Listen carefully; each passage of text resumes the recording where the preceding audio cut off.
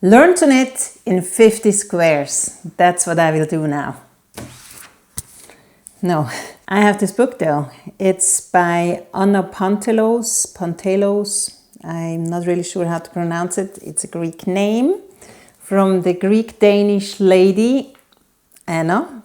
She has a biggish YouTube channel, AnnaPlexis, 18,000.5 subscribers. It's big to my scale, and she made a short about it, and I commented on it and said, "That's so cool, congratulations, I want a copy and I want to use it on my channel." And she sent me a copy. That's so nice of her. Thank you, Anna. I really celebrate this. It's a wonderful book for beginner knitters, really great. If I wouldn't know how to knit, definitely a book to go to. And I think square by square is a good approach. And my plan is to knit a square out of this book every week for 50 weeks, with combining all the squares. Probably by Christmas 2026 I will have my blanket. The squares in here, some of them are really nice, some of them are not quite my thing, but the cool thing about it is that you learn so many knitting techniques with all the different type squares she made. If you work through this book, you're, I would say, a pretty good knitter. I had to think about this for a minute, how I will use it. I'm not gonna just knit each square and show how it's knitted, because Anna already showed how to do all this. I'm gonna adapt it into my world of Stitch de la Suisse. So I will alter each square a little, but take this book as a base. And that's usually how I do it with patterns. I take patterns as a base and then I alter it.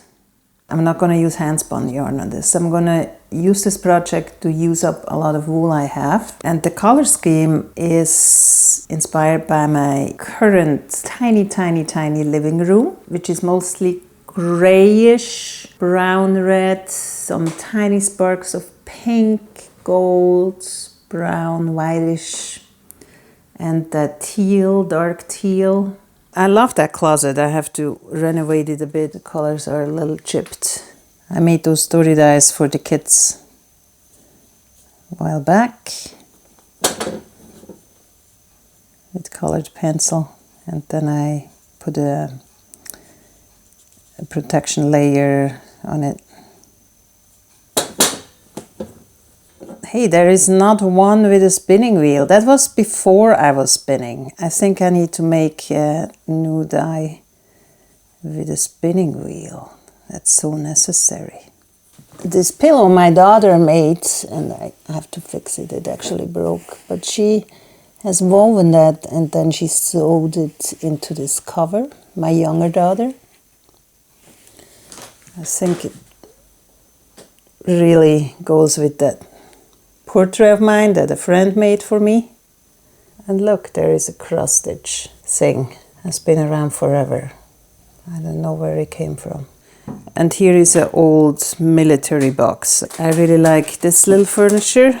It reminds me of Jules Verne, that Under the Sea novel thing. The lamp here and that furniture is from the same artist.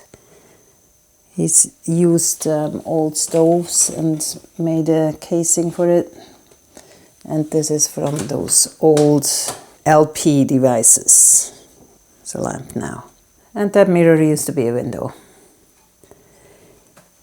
The blanket will live here. If we're still here by the time the blanket is finished. So the main colors of my blanket will be black, gray, whitish with sparks of teal, pink, tiny sparks of pink. I also will use some beads, some glitter thread, gold. I decide as I go, look at the squares I've done already and see what yarn I have available.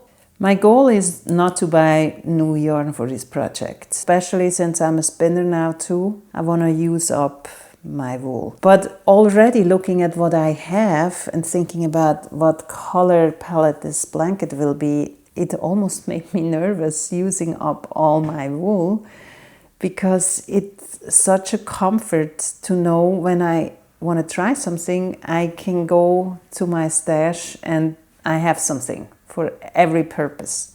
And once all my black, white and gray wool is done, I don't have that anymore.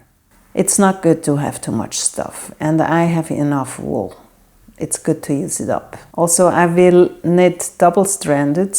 I will start with this one actually. This is a leftover of a merino that has a gradient in it from white to black. Pair it with another black one, and maybe when I get to the bright parts, pair it with this, or maybe even pair it with this in between. I see square by square how I do this, and I let myself be inspired by every square on how I knitted with what I knitted and what I will change about it. And I already have a really nice idea for the first one. And if you want to see how I knit the first one, watch the next video. Each square has 27 stitches and 47 rows. If it's knit back and forth, some squares are knit in the round, but that's about the size, I guess. I will use 4mm needles. Right now, the only 4mm needles I have that are not hanging on another project are the single pointed ones, which is good to start with because the first few squares I just need single pointed needles. I don't like single pointed needles. I always work with double pointed needles and put either a rubber band or something on the other side if necessary. I don't know why. I mean, they're perfectly fine. I also don't like bamboo needles actually. They're fine too. I don't know why. I like wooden needles but not bamboo.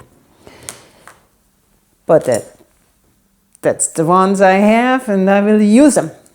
If you want to join me on this journey of knitting 50 squares a week, 50 squares in 50 weeks, I would be very happy. That would be fun if you all would knit a square per week. If you participate in the slow knitting progress of a blanket. The main purpose here for me is that I do a unit a week with no stress. No stress. I don't need that blanket finished till in a year, and I keep slowly at it, and I get ideas and inspiration and share them with you. I will make a video of each square, either a short or a very short long form. When the blanket is finished, I'm gonna light all those candles here. My kids actually made those candles for me. Aren't they cute? Every time I have 10 squares done, that stands for a candle. So it's 1, 2, 3, 4, 5. And this one is for making all the videos, and this one is for knitting or sewing or whatever, all the squares together. So please join me to make 50 units in 50 weeks. If you join me, you can send me pictures of your finished blankets and I will add them in the final video of this blanket project. Anna learned how to knit when she was really little from her mom. She lives in Belgium now and is half Danish, half Greek. It's funny because I think that book actually looks a little Greek with the colors. It's all white and bluish with sparks of yellow. But the front cover looks a little like Danish coziness, doesn't it? Here are the contents with all the squares. You see, there are really 50 squares. And then she has introduction on how to use the book. There's a QR code with which you can go to Book Market Hub, make an account and watch videos to each square. Then she talks about material use, etc. Then each page is a square. It starts very basic, garter stitch, stockinette stitch, seed stitch. Then you start making shape, purl and knit stitches. You know, those types squares. Then you start doing some holes, eyelets, other patterns. And then you learn how to twist stitches, etc., etc. It's pretty basic, good for when you're a beginning knitter. And then some color work. Then there is some intarsia going on.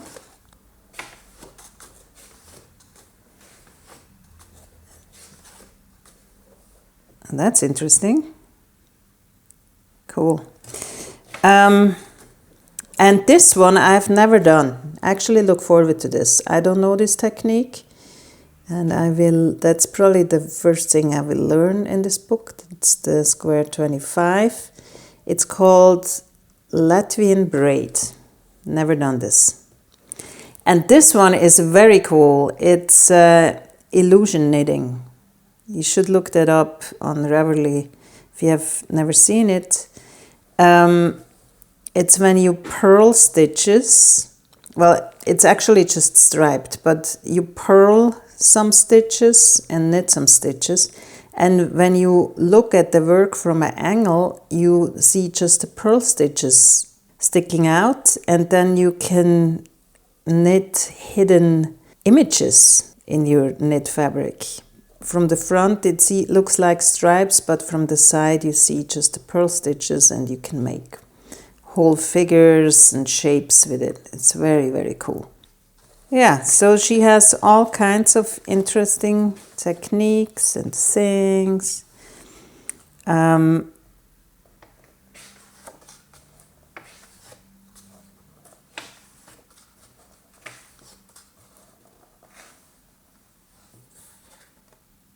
The short row one is cool.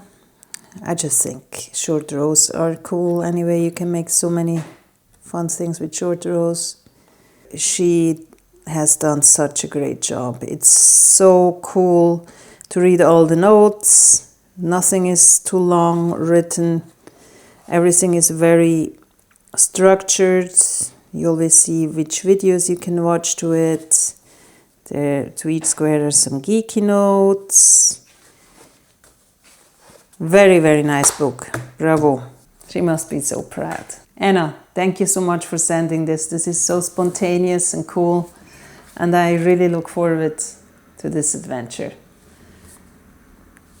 I would be so happy if you would join me in making a square a week, or a triangle, or a circle, or whatever your blanket is constructed of.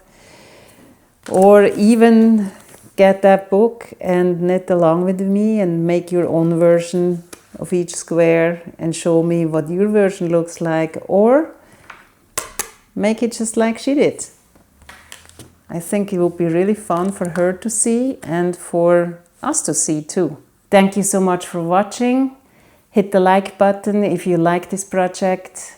Tell me if you're going to join the adventure, and I hope to see and hear from you soon.